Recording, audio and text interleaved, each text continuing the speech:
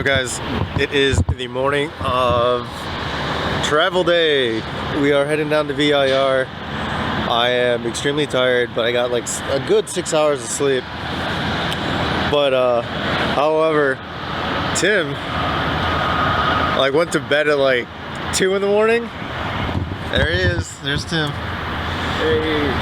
What time did you go to bed? I left Joe's at like 1. I didn't get home till 2. Yeah. So I went to bed at like 2:30ish because I also ate. You're crazy. But we're about to make this 11-hour drive? Yeah, 11, 12 hour. 11, 12. All right.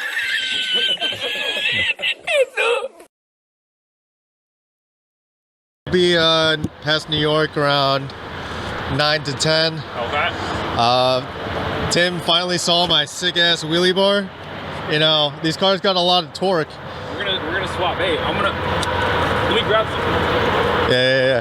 So Tim finally saw the wheelie bar. You know, these cars got a lot of torque. So if I wheelie at the track, I got this back here to prevent me from flipping over. But no, yeah, this is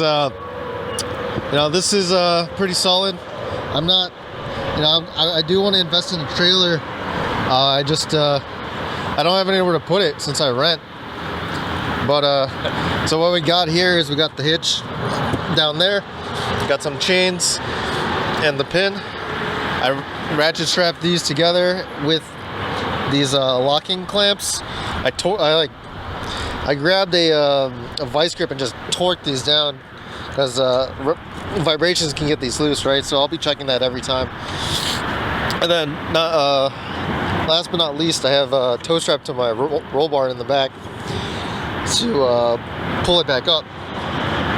And if we're hitting any bumps, it's not hammering on the receiver. So pretty good setup. I will be investing in a tire trailer at some point.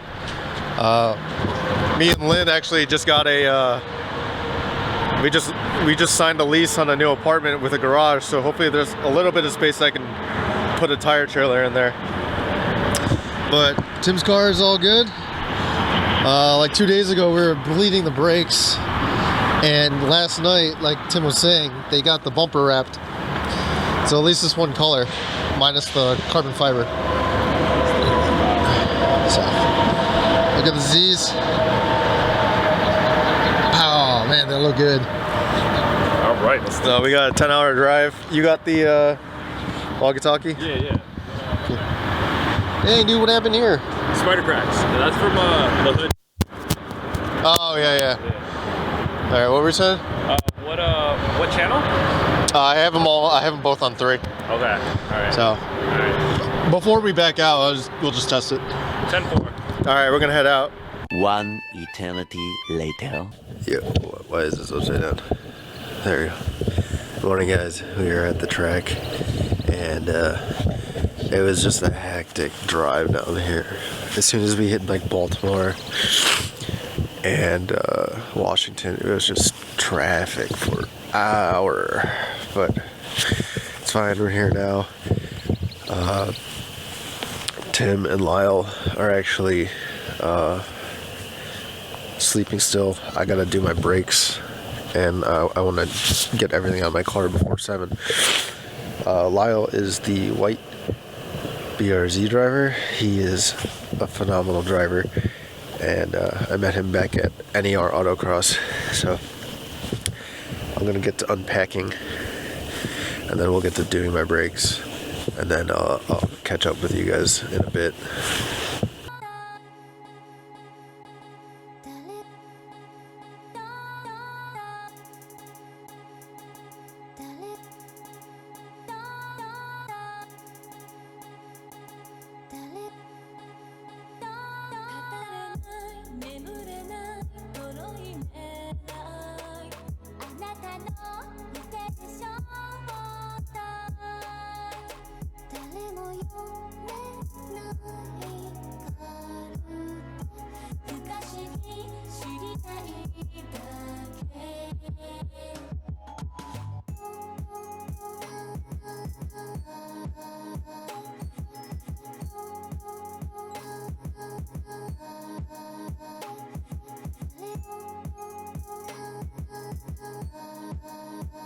What up, guys? So, finished tech, driver's meeting. I'm in a novice group because I haven't been here, so I'll be running with the novices. I gotta look at the map to see where I'm gonna be passing, if I'm being passed, or there's certain areas I need to be at. So I'm gonna take you guys on for the pace laps. It should be up in 15 minutes, so we'll be going out on track to do some sight laps.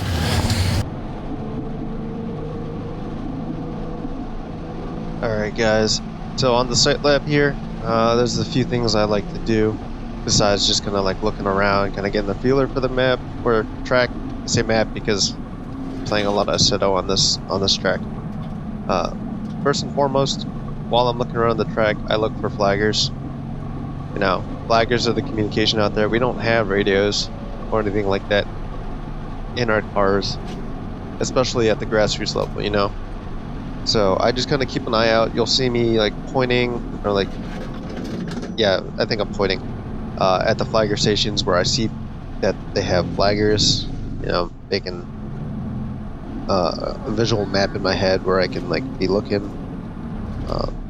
A second thing, I'm kind of looking at for camber and anywhere I can find grip.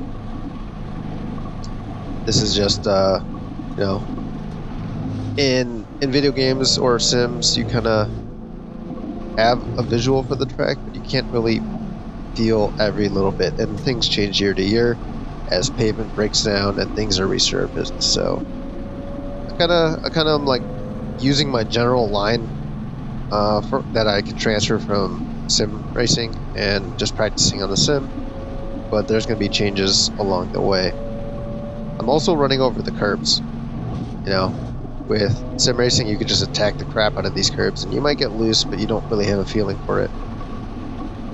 So I'm actually driving over the curbs to see what it would feel like, how big the curbs are, and if I can use the curb and it'll be friendly towards my lap times.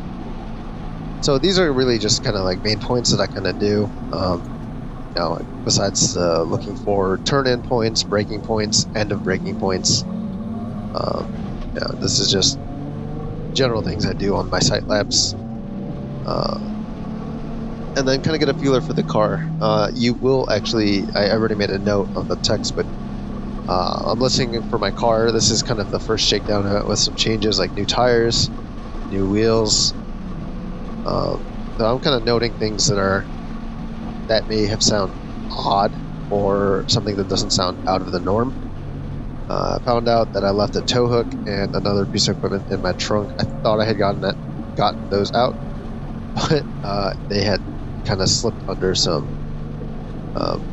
something under the back, so I didn't see it. So took that out next session, and then it was all good. So the sight laps are, you know, maybe like 3 to 5 laps depending on how long the course is.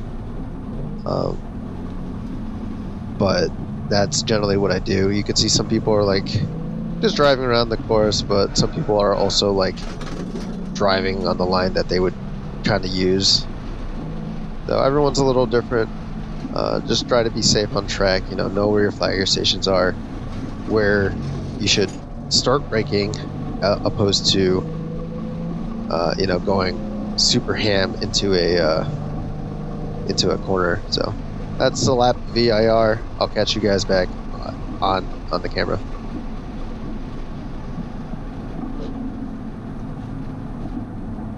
First session was good. I did like a 220 flat, I think, or no, 221.8, something like that. I'll put it like near here. But the bad thing is, you can see that I'm rubbing. The other side's worse, and it's not fun. It is. I've been working at this thing. Yeah, so yeah, I've been working on this thing to. We'll just leave these on. Raise the ride height, but the spring itself. God, that's zoomed in all the way.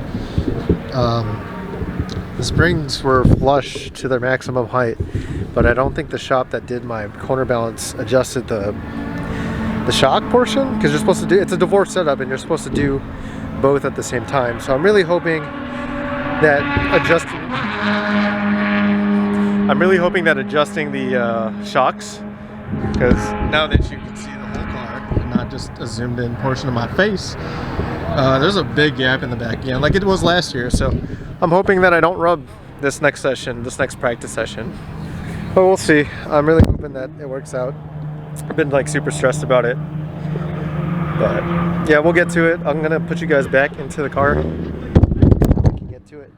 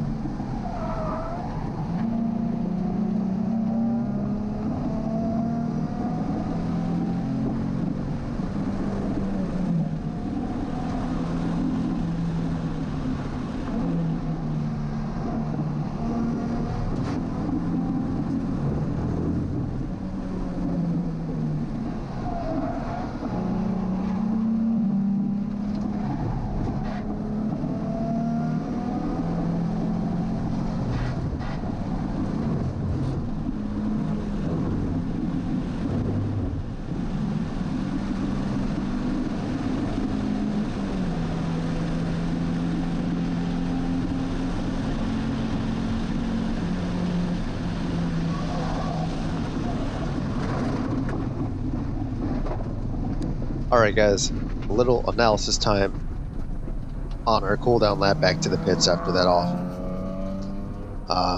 Some background. This lap I was actually trying to push myself on the S's. I've been taking it like half throttle, 75% throttle, so I was going a little bit faster than normal into this. From what I can remember, I was trying to go a little bit faster this time, not full throttle, but I was definitely gassing it. And I believe I had set myself up completely wrong on this section of the course. After that first part of the S, I usually, even on the sight lap, I stay left. like I stayed left for a bit, and then I set up for the first right-hander of the S's, so I could back end that, right, or hit the backside of the curbing there. I think I kind of just lost my focus from one subject to the other, so focusing on gas instead of positioning, and I completely put my car in the wrong place. I started loading the tires as I was going over the crest, and I think I hit the threshold of the tire grip. So that's my thoughts. If you guys have any other thoughts on why I lost control there,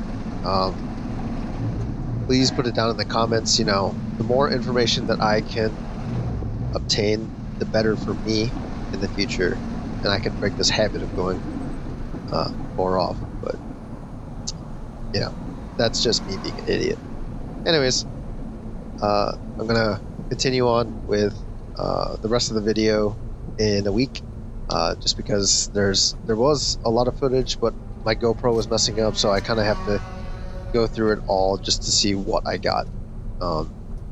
So thanks for watching. I will see you guys in the next one.